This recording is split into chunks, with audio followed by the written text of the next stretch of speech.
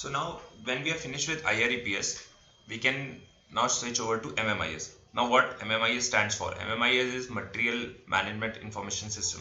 Okay. Now what sort of information it can gives to us?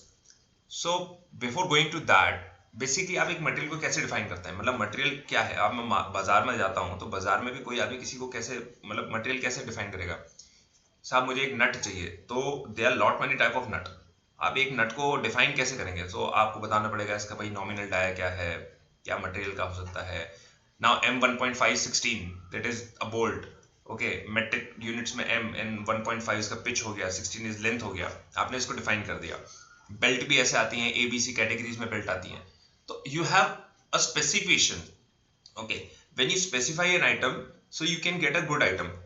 Otherwise आपने जैसे बोल दिया कि मुझे एक पेन चाहिए, सपोज आपको पेन चाहिए and you have just said कि मुझे एक इंक पेन चाहिए। Okay, now they are lot many type of ink pen. So आपने बोल दिया मुझे एक इंक पेन चाहिए वॉयलेट कलर का, so you have written a description ink pen in violet colour. तो there no sort of an, मतलब आप कोई भी आपको कुछ भी दे सकता है। Now that can range from 500 rupees, 200 rupees to 1000 rupees. Lamy की सीरीज में जाएंगे 2000 रुपए का पेन मिलेगा। आप पार्कर का लेंगे 150-200 रुपए का पेन मिलेगा। अब मार्केट में चाइनीज महंगे तो वो 150 रुपए, आपको 50 रुपए मिल सकता है। He can, अच्छा, whether they have to supply ink or not. So these are the things which you have to very much specify. Until or unless you can't specify, then you will land into a trouble of getting a wrong material, and this happens a lot. And friends, I just want to tell you that material always have a value.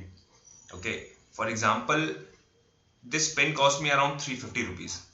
Okay, and you get a pen, you booked an tender ki mujhe violet pen chahiye, you get it for 350 rupees. Now you have booked the inventory and you have blocked the money in 350 rupees for just one pen. It may happen that you might need some other pencils which you can procure for 3 rupees or 10 rupees. Say suppose a 10 rupee pencil, I am telling you a very vague term, but 10 rupee pencil. So you can procure 35 pencils. Now your staff needs more pencils rather than a pen. So you have blocked an inventory in a pen which you might be using very rarely, but a general use item which you have avoided just because you want to book this item and you have to procure this item. So very be specific in procuring an item. Stock items are being dealt by the store department, so we are not that much bothered about stock items. But what happens is then when this stock item goes out of stock and you need this item, so you will go for a non-stock procurement of this item. So I'm telling you about the non-stock procurements and procurement of stock item in terms of non-stock. When it is not in the stock, आप उसको जाते हैं खरीदने non-stock में. So how to get a material which is a stock item in terms in the non-stock item. Okay, so we'll deal this in this lecture of MMIS. Now what we are trying to do is to get three things. Okay, first is the spec, second is the drawing, third is the rate, and the most important is the rate. Okay, when you are dealing with an item, you have to get it a finance approval or finance vetting beyond 2.5 lakhs as per the new model SOPGEN. So what is the rate? So you need to get a rate. Avoid budgetary quotations for specific items. Okay, it will help you a lot. I mean, if you have a railway rate, so आपका accounts department will accept it. So get a rate. First is the rate. So rate is what in terms of PO. So you need a PO. आपके पास जब purchase order है तो आप उसका rate ले सकते हैं। ओके, तो first is the rate, second is the specification. आपको स्पेसिफाई करना पड़ेगा। ठीक है, in terms of stock item it is very important to have a specification because it was earlier be procured by a store department, it was not you. Now you are procuring that item in your terms. Okay, so you need to get a good spec. So first is the rate, second is the spec, and third is the drawing if it is available or if that items has a drawing. Okay, so for example, breaking hammer breaking hammer जो आपका hanger है, या आपका break block है, या आपका कोई एक ऐसा रबर आइटम है, या आपके पास कोई नट है या सील किट है, तो आपको अगर ड्राइंग है तो वेरी गुड है, अच्छा है अगर आपका ड्राइंग है। अगर नहीं है तो आपको you need to get a drawing. Okay, so what we do in Central Railway, what I personally do, I'll just share you all the fundas, and yes, you can get the drawings very easily. That's true. Okay, and you can get the specs very easily. So rate, spec, drawing.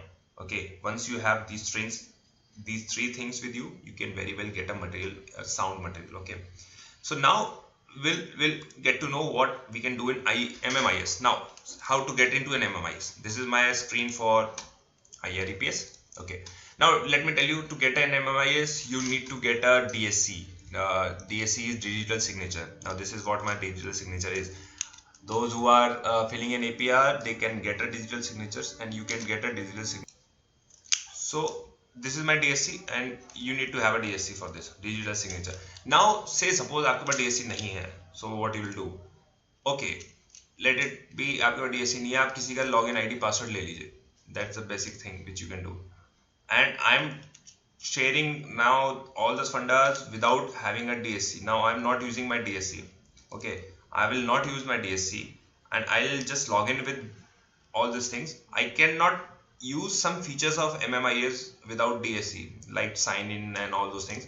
आप document को sign नहीं कर सकते, ठीक है, उसको मेरे को जरूरत भी नहीं है. मुझे तीन चीज चाहिए, वो मेरे को यहाँ से मिल जाएगी without my DSC. Okay, so first is we are starting with MMIS and I will show you how to get it. Now first is login. Login के अंदर आप जाएंगे MMIS के अंदर, IREPS के पेज पे लॉगिन पे MMIS. Okay, and the system will start. इसके लिए आपको अपना पॉपअप ब्लॉकर्स बंद करने पड़ेंगे. Okay, allow them and it will start. Now my login ID is there, so I will log in with my login ID. Oh, so when I'm logging without an DSC, it will show that cryptography is not available, reverting to plain login, all queries will be permitted to you. That's it. I don't want any other thing, I just want queries. Query is something when you are asking a system कि आप पूछ रहे हैं उससे, आप मुझे बताइए ये चीज. Now this is the page of an MMIS, how it will be like, means this is what MMIS is.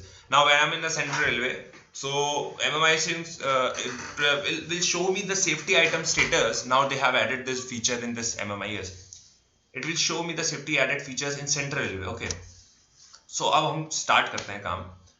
तो पहली चीज मैं आपको बता दूं, स्टॉक आइटम और नॉन स्टॉक आइटम दो टाइप का आइटम होते हैं. नॉन स्टॉक आइटम्स वो होते हैं जिनका स्टॉकिंग रेलवे में नहीं होता, जिनका कोई PL नंबर नहीं होता, पार्ट लिस्ट नंबर नहीं होता, 8 डिजिट का पार्ट लिस्ट नंबर रहता है.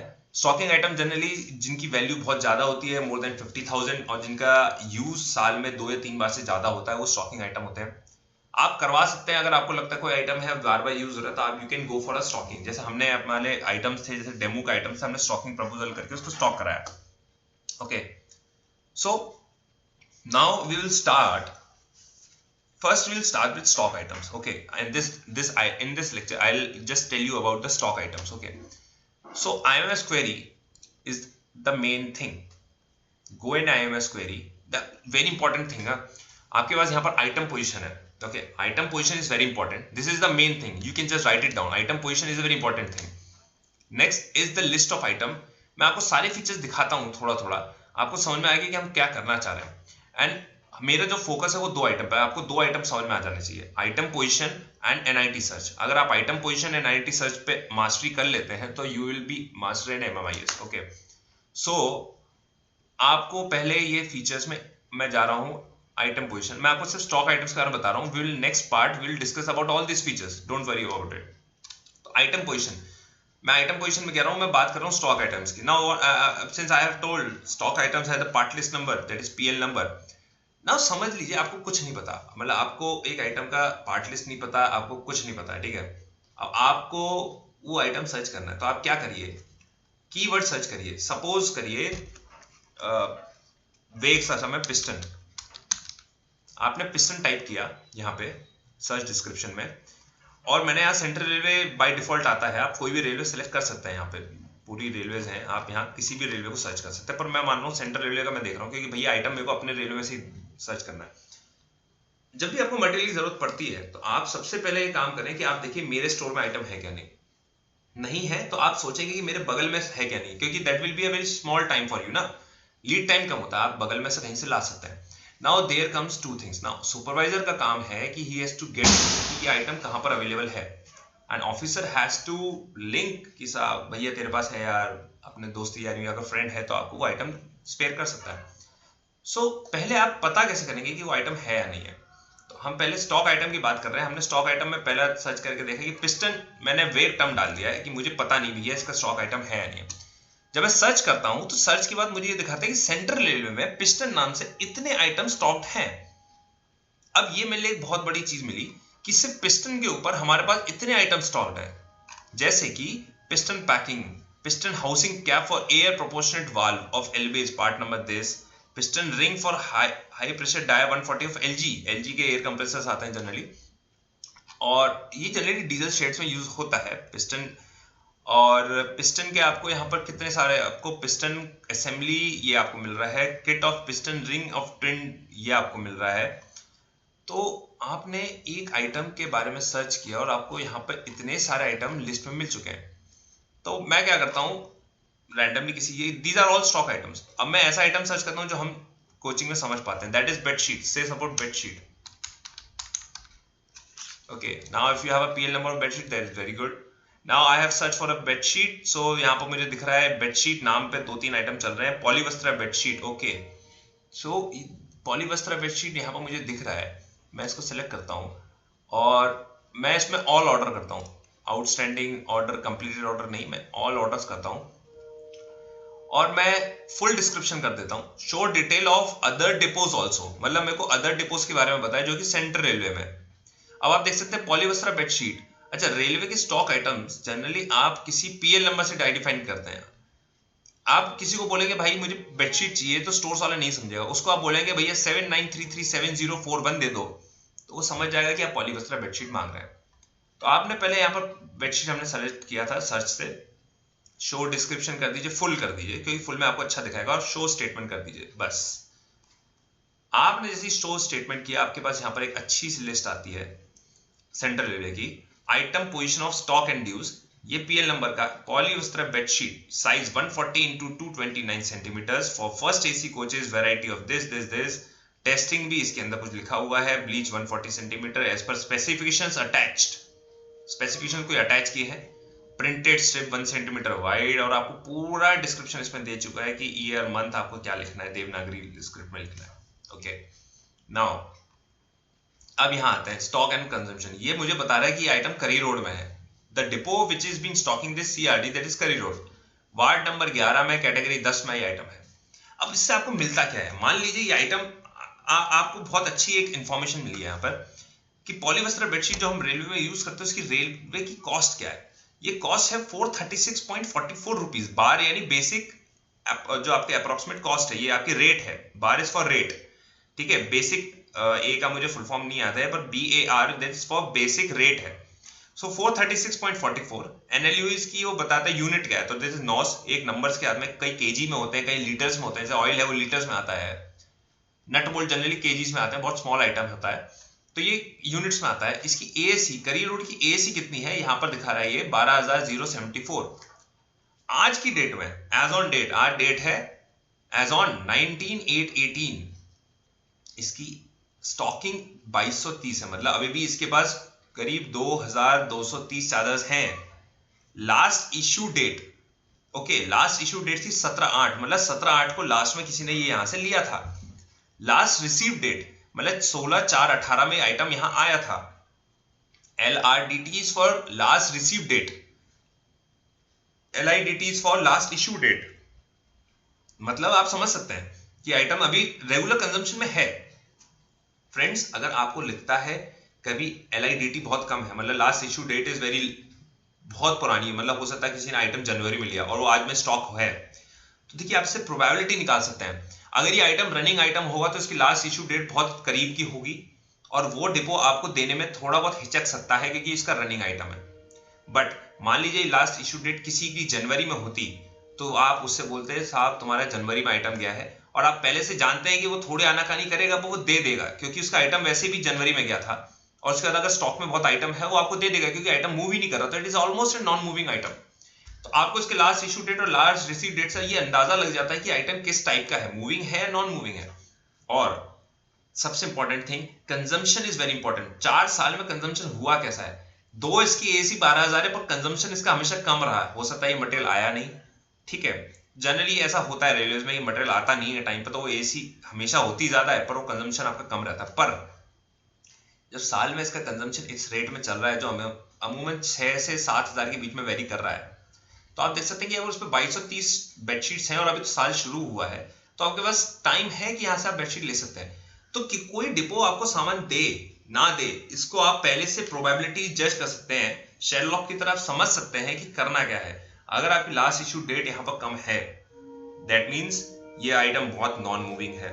अगर इसका कंजम्पशन पैटर्न में देखिए आइटम कम यूज होता है और इसका स्टॉक आज ज्यादा है, तो वो आपको प्रोबेबिलिटी बढ़ा देता है कि ये आइटम आपको वहां से मिल सकता है।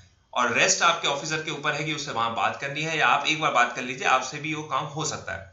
ठीक है, तो this is what I am telling you. अब इसमें एक बहुत अच्छा टर्म है, आप शो ऑल रेलवेज पोजीशन कर दीजिए। इस नाम का पीएल अदर रेलवेज में भी यूज होता है, इस नाम का पीएल अदर रेलवेज में भी यूज होता है। और जब हम अदर रेलवेज में देखते हैं तो हमें वंडरफुल पिक्चर मिलती है कि ये आइटम अगर आपको मेरे डिपो में नहीं मिला, से सपोज सेंट्रल रेलवे में और मुझे पॉलीस्टर चादर नहीं मिल रही और हाहाकार मचा हुआ चादर नहीं है मेरे पास, स्टॉक आइटम जीरो हो चुका है, मैं जाऊंगा बगल में किसके पास ये चादर मिल सकती है? आप देख सकते हैं एससीआर रेलवे के अंदर 43,469 आज की डेट में स्टॉक है। 43,469 आज की डेट में वहां स्टॉक है। तो अगर मैं इसको यहां क्लिक कर देता हूं तो आपको एक और चीज यहां पर दिखती है कि ये क्या, अभी प्रॉब्लम ये है कि this is a pillow cover. कई बार हम इस धोखे में आ सकते हैं कि ये 49,63,000 आपको दिख रही है, पर आपने ये बहुत मिल गया, पर that is a pillow cover. तो आपको ये बचना है इन चीजों में, आपको पढ़ना पड़ेगा। एक पीएल पे दो डिस्क्रिप्शन हो सकते हैं, कोई रेलवे एक पीएल का दूसरे पीएल में भी यूज करता है। तो यहाँ पर आप देखिए बेडशीट्स में आप जाइए, 11,000 आपको दिख रही है एसईआर में। अब बहुत ब्यूटीफुल थिंग आपको मैं दिखाना चाहता हूं कि सेंट्रल रेलवे में यही पॉलीवस्टर चादर 436 रुपीज की है, और एसईआर रेलवेज में टाटा नगर, खड़गपुर, यहां ये चादर 442 रुपए की है, यहां 421 रुपए की है। तो आप ये समझते हैं, लास्ट इशू डेट देखिए इनका, लास्ट इशू यहाँ पे, अब इनके पास इशू करने को ही कुछ नहीं है, तो स्टॉक आइटम जीरो है। लास्ट 26 फरवरी से इनका आउट ऑफ स्टॉक हो चुका है ये आइटम, 29 मार्च से यहाँ item stock out of stock है। तो 7 अगस्त यानी रिसेंट में यहाँ पर 11,000 कुछ बेडशीट मिली हुई है खड़गपुर में, तो आप खड़गपुर से चादर उठा सकते हैं फ्रेंड्स, अगर आपके पास पॉलीवस्टर चादर नहीं है, क्योंकि ये यहाँ पर अवेलेबल है। और आप देख सकते हैं कि इसकी रेट देखिए, आप सबकी रेट्स आप देख सकते हैं कि ये रेट्स कैसे वेरी होती हैं, जोन के हिसाब से रेट्स वेरी हो सकती हैं आइटम प्रोवाइड करने में। ठीक है friends, so this is what we can do with MMIS in terms of stock item. I am telling you in terms of stock item, आप stock item को कैसे पकड़ सकते हैं और कैसे देख सकते हैं। आगे वाले लेक्चर्स में हम बात करेंगे पीएल के ऊपर, स्टॉक आइटम के बाद उसमें हम और क्या कर सकते हैं। Next will be our on non stock item, which is what more important for us. Okay, so we'll talk about non